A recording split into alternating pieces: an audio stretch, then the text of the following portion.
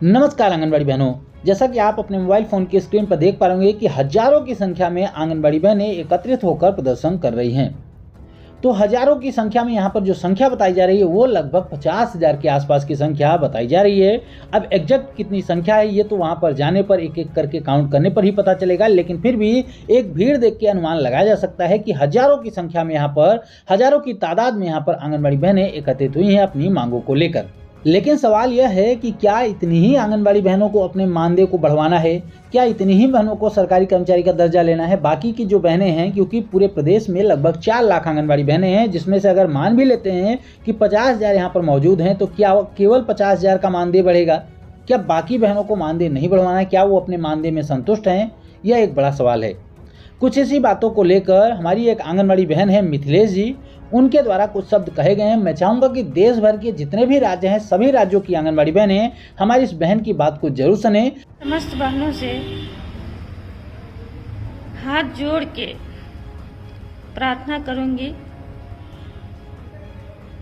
कि इस बार लड़ाई किसी संगठन का नहीं, किसी बैनर का नहीं है।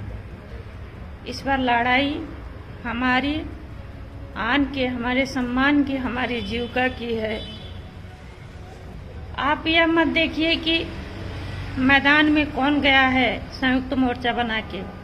आप यह देखिए कि हमारे पास और कोई विकल्प नहीं है, ना हमारे पास और समय है। अगर जो आप ऐसा सोचेंगी तो विश्वास करिए हमको सफलता मिलेगी, इसलिए कि हमारे पास अब ना टाइम भी है। अगर जो सरकार अब नहीं सुनी तो हमारी बात कभी नहीं सुनेगी, कभी भी नहीं सुनेगी।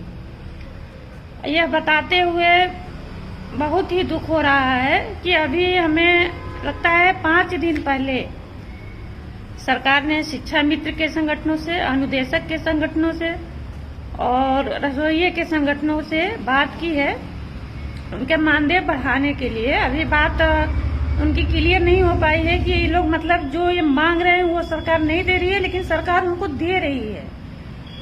दीपावली के पहले ये इन तीनों का घोषणा हो जाएगा। हमारे लिए विचार भी हो रहा है, हमारा नाम नहीं आया है, लेकिन हमारे लिए विचार हो रहा है कि आंगनबाड़ी के मानदेय, प्रोत्साहन राशि को मानदेय में कन्वर्ट किया जाए, लेकिन हो रहा है।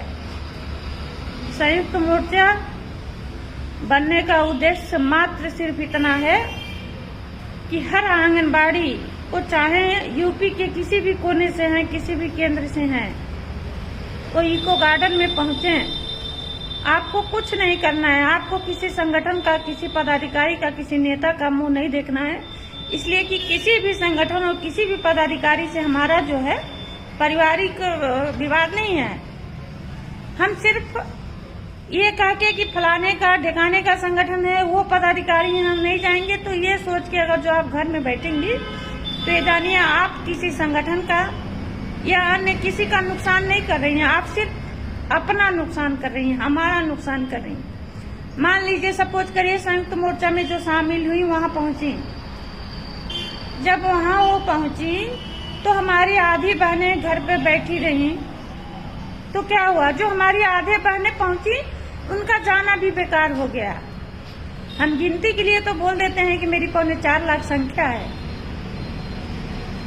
लेकिन हकीकत में जब इको गार्डन में बैठने की बारी आती है तो हम 50,000 भी नहीं हो पाते। अगर जो हम 50,000 की संख्या हमारी लखनऊ में इको गार्डन में पहुंच जाए, हम शांतिपूर्वक आंदोलन करेंगे, सरकार से अनुरोध करेंगे, विनय करेंगे, हम आपके भी पैर पड़ेंगे कि आप आइए। हमारी एकता ही हमारी ताकत है, हमारी भीड़ ही हमारा मानदेय बढ़वाएगा।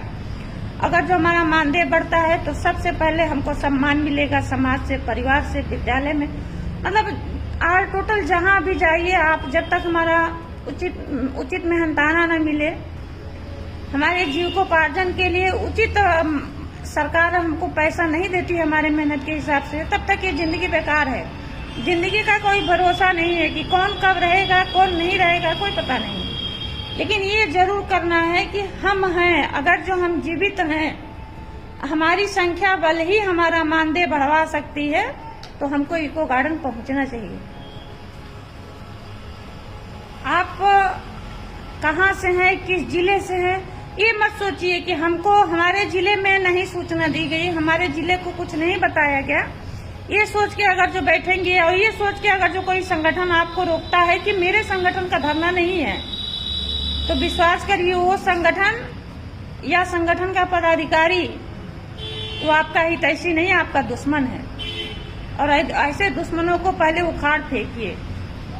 आप ये सोच के घर से निकल पड़िएगा सोमवार को 14 तारीख है कि हमारी लड़ाई है, हमारी संख्या दिखेगी तभी हमारी बात मानी जाएगी।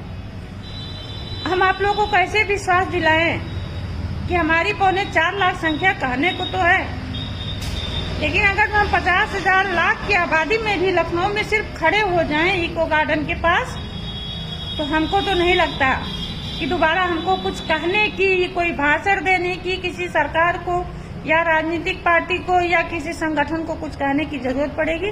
हमारा मानदेय स्वतः बढ़ जाएगा। तो एक बार हम पुनः आप सभी से, यूपी की बहनों से हाथ जोड़कर आपके पैर पड़ेंगे। आप भी बस एक बात को अपने मन में बैठाइए कि यदि हम वहां नहीं गए तो कहीं ना कहीं हम अपने साथ खुद अत्याचार कर रहे हैं, क्योंकि हमारे पास सिर्फ एक ही ताकत है, वो हमारी भीड़, वो हमारी जो है एकता, वो हमारी संख्या। हमारी संख्या यूपी में इतनी है कि हम किसी भी संगठन को बना सकते हैं, बिगाड़ सकते हैं। क्या हम एक दिन अपना 2 दिन लखनऊ में टाइम नहीं दे सकते अपने लिए? हम सुपरवाइजर CDPO के कहने पे तो हम कहीं भी चले जाते हैं, किसी भी समय चले जाते हैं। संयुक्त मोर्चा किसी पदाधिकारी को हेड बना के या किसी संगठन को चलाने के लिए नहीं बना है। संयुक्त मोर्चा का मतलब ही यही है कि हम सभी को मिला के, मोर्चे का मतलब है ताकत, सभी को मिला के समूह में जब आएंगे तो हम अपना मानदेय लेके जाएंगे। और ये तभी संभव होगा जब हमारी आंगनबाड़ी बहनें अपने घर से निकलेंगी। तो गुजारिश करूंगी कि आप सभी इस दौरान जो भी आपको रोकता है कि आप आंदोलन में न जाएं, मेरे संगठन का नहीं है, तो आप जाएं या न जाएं, लेकिन ये विश्वास आप करिएगा कि वो फिर संगठन आपका हितैषी नहीं है। इसलिए कि कोई भी संगठन ये चाहता ही नहीं है कि हमारा मानदेय बढ़ जाए, हमारा जीविकोपार्जन सही हो जाए। आपने संगठन लीडरों को देखा होगा कि जब उन्होंने ज्वाइन किया और ज्वाइन करने के 10 साल बाद भी आपने जो 16 में ज्वाइन किया संगठन को, लीडर बना, उसकी उस समय की फोटो निकाल के और प्रेजेंट टाइम की फोटो निकाल के देखिएगा कितना डिफरेंस है। आप अपनी भी फोटो निकाल के देखिएगा। आपकी स्थिति बद से बदतर हो गई और आपका जो लीडर बना वो जहाज में तैरने लगा, उसके दुनिया भर के दौरे आ गए, उसके घर में दुनिया भर की कमाई हो गई। वजह सिर्फ आप है। एक बार आप अपना मानदेय बढ़ जाने दीजिए, उसके बाद से जिसकी जहां इच्छा हो रहे, लेकिन बस विश्वास करिएगा कि सोमवार के दिन 9 बजे तक आप सभी जो है इको गार्डन में रहेंगी। तो इसी के साथ हम अपनी बात खत्म करते हैं, फिर मिलेंगे। धन्यवाद।